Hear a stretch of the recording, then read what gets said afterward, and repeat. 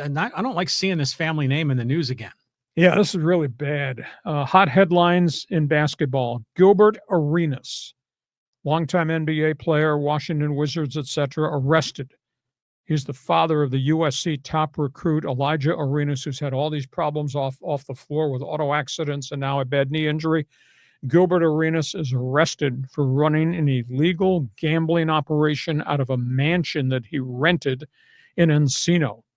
And the FBI has alleged that he was a front man for Israeli mobsters to set up this casino, and he was taking 35% of the revenues and winnings from people.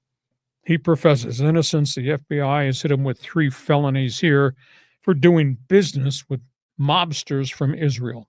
That's item 1. Marcus Morris, longtime career, power forward, NBA, Cavaliers, Toronto's moved around.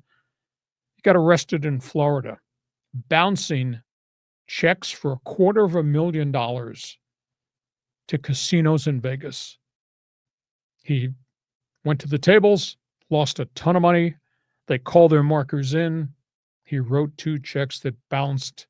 FBI arrested him in Florida. Golden State. I don't understand how they're going to solve this thing. Jonathan Kuminga refuses to sign a contract extension with Golden State. He's the young African star who'd hardly ever played basketball and then played pretty well in his first year and a half. Then he got hurt in the middle of last season, missed a chunk. Anyhow, he's a restricted free agent. He wants $30 million a year, and he's hardly played. Golden State offered him 2 years, $40 million total, and Kuminga's turned it down. Kuminga wants to sign and trade. Golden State says, we're not signing and trading you. You're a restricted free agent. We want to continue to develop you, but we're not giving you the bank when you've hardly played at all. So that's kind of messy. Sacramento, the latest stopping point possibly for Russell Westbrook.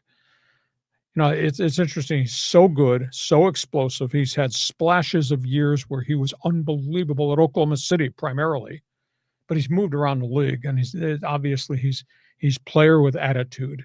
Player with talent, but player with attitude. He's kind of running out of stops, places to go.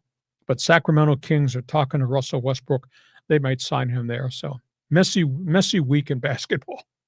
Now, this Gilbert Arenas gambling thing, was it just sports betting, or was it for No, poker. Oh, it's poker. Yeah, all types of card games and poker.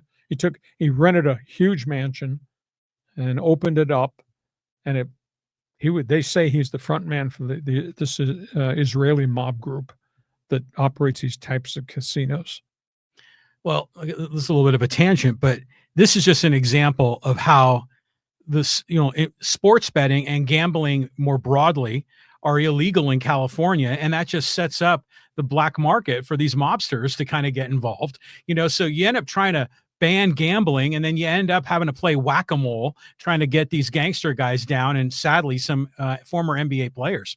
So I don't know. I just think, and besides, our state government has its own lottery, which is hypocrisy as well. But then there's hypocrisy in the sports gambling as well. You got FanDuel doing the sponsorship. So everything is a mess when it's coming to this gambling. But it's just weird to see Arenas's name, because we were just been talking about his son in that Tesla accident for the last couple of weeks. Yeah, his son's got so many issues now, but now the father's got these problems. And his career, he was a really good player, but he was involved in a lot of junk in his career. He got suspended in the NBA. He walked into an arena with guns and threatened a teammate in a locker room argument with Glocks. Really? Yeah, he somehow, now this is before everybody was worried about people walking into arenas with firearms. He brought 2 guns. I think it was in a Washington Wizards locker room to settle an argument, a feud he'd had with one of his own teammates. Wow. That's something different. Wow.